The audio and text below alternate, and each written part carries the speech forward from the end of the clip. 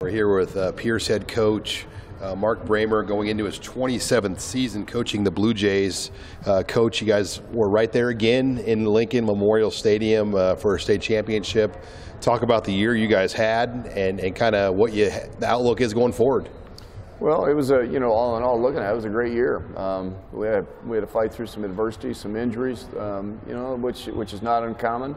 But between our senior class and our junior class, and we had some sophomores contributing, we ended up putting together a pretty good team that made a run at the end. We got healthy at the right time. We were beat up about midway through the season for about a 3 or 4 game stretch where we were missing some key guys, and that really actually was to our advantage, because then we had other guys that had to step up, gain some valuable experience, in some really tough games, and learned a lot of valuable lessons. And then when we got guys back from injury, we were deeper. We had created more depth, and that's something we always try to do, but sometimes you're forced to do it more than you'd like to, and we were in last year's case.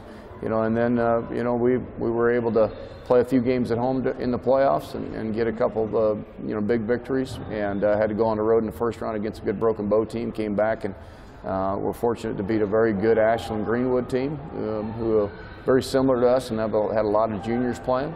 And then beat Battle Creek, who's a very good football team as well, real rugged, physical team, well-coached team in the semifinals to earn the victory there and then get an opportunity to play.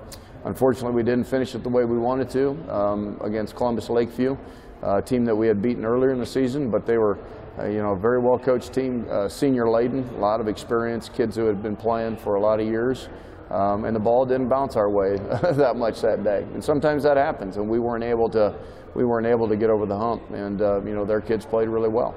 When you got the opportunity to coach your son one more year, and it's thinking about a year ago when we met Ben and you here at the same event, how much things have changed for you and your family. Ben has now been a Nebraska commit for several months. How fun has it been for you? You coached Matt Harrion over 20 years ago when he was a Nebraska recruit. Now your son's doing it. How fun has this been for you? Yeah, it's a great experience being able to coach him. I hopefully he feels the same way. I'm pretty hard on him, but I've got to be.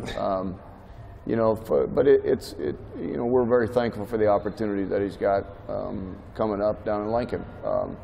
We always talk about just taking care of what you can control, and right now he's got to control the track season this spring for himself as the Pierce Blue Jay, and then next year as a football, basketball, and trackster again in his senior year. But we look forward to that experience. We were hopeful he would get some opportunities, and I'll be honest with you, Scott Frost, he has been very important for the recruitment of kids in the state of Nebraska. 10 years ago, we didn't see that, and I think a lot of that has to go to Coach Frost knew that there was good football players here in our state. I think Steve Warren up at the Warren Academy in Omaha, where Ben has spent some time working on his individual football skills, has been very integral in the advancement of and the promotion of high school football in the state of Nebraska and high school football players. I think prior to that, I think we had good coaches at Nebraska, but before Scott, I don't know if they really thought the Nebraska kids could play at a level that they need to. And that was proven a lot of years ago under Tom Osborne. Before that, Bob Devaney, and then after Coach Osborne with Coach Solich said Nebraska kids can do it and compete at a high level. And so, we're just thankful that everything has kind of fallen in place like it has. And Ben's job is just to get himself better and better so that he can have a good spring track season and a good senior season, and then hopefully be able to contribute down in Lincoln for a number of years. The spotlight on him, it doesn't seem like it's overwhelming because he grew up the principal's kid, the coach's son, so he kind of understands already kind of within your own community what a spotlight is on your family, I'm sure. How have you seen life change for him, though, being a Husker? Well, I don't know. We always talk to our players, and I've talked to Ben too, and my daughters, would you rather have expectations or would you rather not? If you don't have any expectations, people don't expect much of you, it's probably not a very good situation. So even though sometimes the pressure of being the principal's son or the football coach's son or a Husker commit can kind of weigh on you, would you rather have that or would you rather not have that? Because if you have it, you probably have got some opportunities. And so make the most of it and embrace it rather than shy away from it. And I think he's done a pretty good job of managing all that. At times I think in his situation, You know, he's got a little bit of a target on him because he's you know, one of the few that have got a commitment to the Huskers here at this point in his class. But we also talk about to all of our players that, you know, when you've had success in our program, every time you're out on Friday, you're going to give every opponent's best shot because they want to beat you. For them, it would be a tremendous accomplishment to be able to beat you. And so we talked about, to all of our teams, really, not just our football team, but all of our teams, we talked to them about, hey, it's good to have expectations and have high ones, and let's make the most of it, and understand every single time you step on the field, the court, the map, the track, whatever it is, people want to beat you. But that's where we want to be. We want to be towards the top. We're not always the top dog, but we want to be one of those teams that's in the hunt for things at the end of the season, like in football in November. How have you seen Ben's body develop? I think he's added 16 pounds since a year ago here, so we've seen the growth, and I know it's going to continue, obviously, for him, it looks like. Yeah, you know, he's got a big body. One thing you really don't notice about him, but you know, he's a lot longer than I was at his age. And the width of his hips are a lot wider than what a lot of tall kids are. And so I think he's easily going to be able to carry 250 to 255 pounds and still be able to run fluently like he does, as well as jump as well as he does too. And then, you know, you've got a number of other guys here, but your quarterback, Abe Schulting, basically a multi-year starter for you. Just having that luxury going into Ben's senior year and what you have coming back, what has Abe meant to your program, and what's your outlook for him this year? Well, I'll be honest with you, Sean. I think he's one of the top 3 or 4 quarterbacks in the state of Nebraska, any class. People don't realize that, but he's thrown for 55 touchdowns or 56 touchdowns the last 2 seasons combined.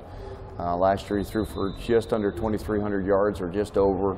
As a sophomore, he threw for just under 1,900.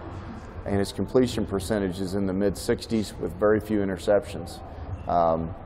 He athletically and intellectually is the best quarterback I've seen at the high school level. Plus, he's a good leader too. He has an uncanny ability to be able to. In most high school kids, if you give them a read progression, they can go from 1 to 2 maybe. He can go from 1 to 2 to 3, and there's times where he's finding the 4th guy in the progression because he can remember where everybody's supposed to be. He does a great job of reading defenses. He's been trained as a quarterback with some high-level quarterback gurus since he's been in 3rd and 4th grade. I'll be honest with you, I think he's a Division I level quarterback. He really is. Division I AA, that's what I say it is now, FCS. You know, but he's a great player. And people think, well, maybe he's just a quarterback. Well, he's a very good defensive back for us. And then on our basketball team, he's our point guard. You know, he averaged about 15 or 16 this year. You know, and he's a tremendous golfer on our golf team. Just a good athlete and a great kid, good student, just under a 3.9 GPA type guy. So he's kind of the best kept secret in the state of Nebraska. And I think whoever takes him, whoever gets him, I should say, is going to be pleasantly surprised that he could be a guy who could be a multi-year starter at the collegiate level as well. So when you have guys like him and Ben, I mean, how much as a head coach have you had to evolve what you do to fit the strengths of your team?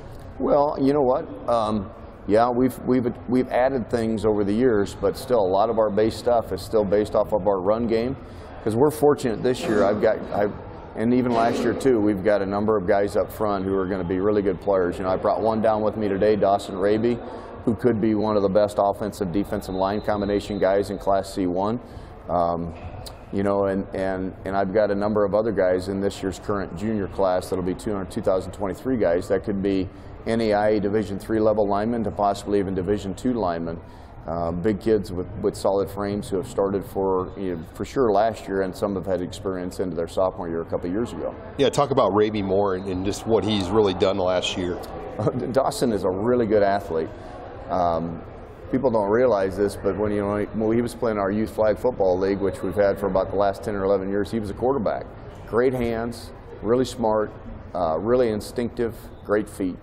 Most big guys like him, who are really strong and really big, can't move the way he does, you know. And he actually had been a basketball guy up until this year, and our wrestling coaches talked him into going out for wrestling. He had never wrestled before in his life. And he ended up being a state qualifier this year and doing a lot of great things there. He dropped about 30 pounds of weight, so he's a lot more mobile and agile right now. So I see him having a great year, and he aspires to play at the next level too. And I think he's at the low level being a Division II guy, if not a 1AA or a FCS guy. And then you brought one 2024 guy, Keenan Valverde, who is really under the radar, but you expect him to break out this year. Yeah, you know, he's only 5'6", 5'7", about 150 pounds, but he's a really quick, talented athlete. For a sophomore, he's benching close to 250, squats a full squat over 400. You know, he'll probably run in the low 11s this year in the 100. You put him in a phone booth, you and I and your cameraman, we're not catching him because he's that quick.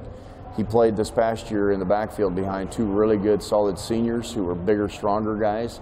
So he's going to be our secret coming out of the gates here this next year. He's really kind of a white lightning type guy. Well, Coach, we appreciate you guys coming out here, and I'm taking a guess that we're going to maybe see you here in Lincoln in November. That's just my prediction, but I don't want to jinx it, and looking forward to following your season this year. Thank you. I appreciate it. We're going to work as hard as we can. Hopefully we can come back again in November. All right. Thank you.